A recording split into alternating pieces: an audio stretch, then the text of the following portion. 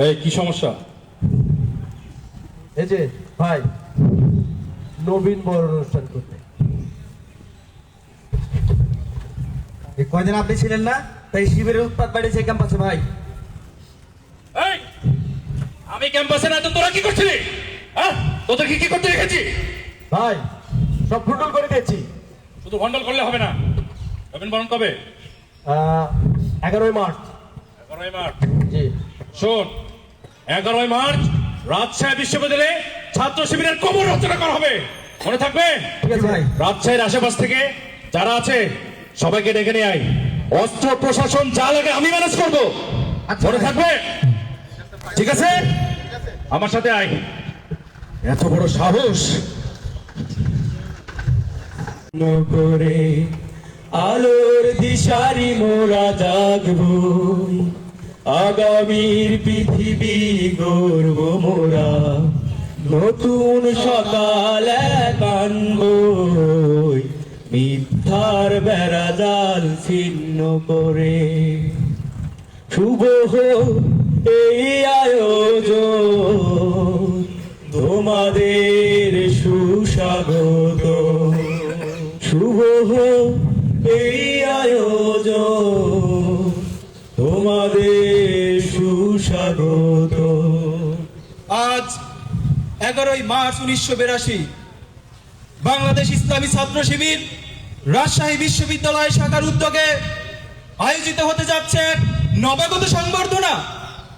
আজ ছাত্র শিবির বরণ করে নেবে নবাগত শিক্ষার্থীদের, পৌঁছে দেবে মহামুক্তির পথ এবং স্বর্গীয় বাণী। নতুন শিক্ষার্থীদের কাছে ছাত্র শিবির পৌঁছে দিবে ইসলামের সুমহান দাওয়াত। বিশ্ববিদ্যালয়ের হাজার হাজার ছাত্র জনতা, শিক্ষক এবং কর্মচারীদের কর্ণকুহরে ছাত্র শিবির আজ পৌঁছে দিবে তাদের আদর্শের কথা।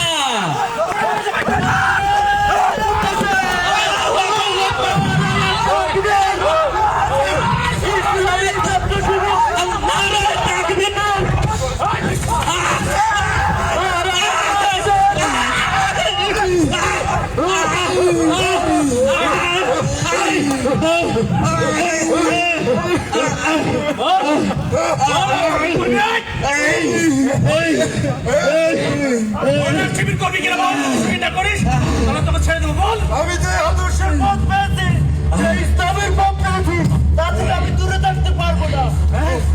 এত বড় কথা বল, শিবির করবি?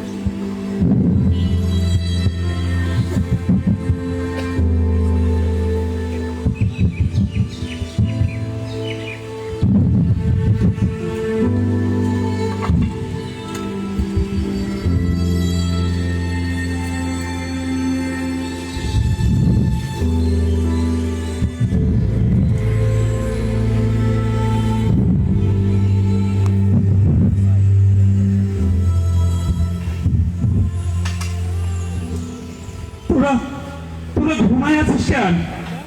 ওঠ বাবা, ওঠ। ওঠ বাবা, তোরা ঘুমায় আছিস কেন? ওঠ। আমি তোকে নিয়ে যেতে এসেছি। চল বাবা, বাড়ি চল।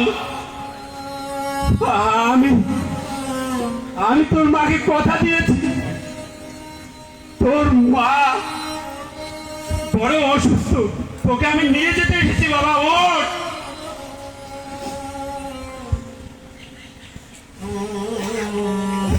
ওঠ বাবা।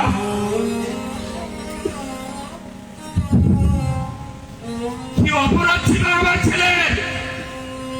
আমার ছেলে পাঁচ ওয়াক্ত নামাজ আদায় করত, মানুষের কাছে ইসলামের দাওয়াত পৌঁছায় দিত। আমার ছেলে ছাত্র শিবির করত। এটাই কি তার অপরাধ? এটাই কি তার অপরাধ? বাবা,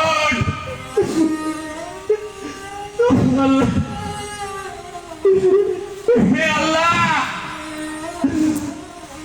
এমন সন্তানের পিতা হতে পেরে আমি তোমার দরবারে হাজারো শুকর আদায় করছি। আমার সন্তানকে শাহাদত হিসেবে কবুল করে নাও, কবুল করে নাও। শাহাদতের মর্যাদা দিও, মর্যাদা দিও।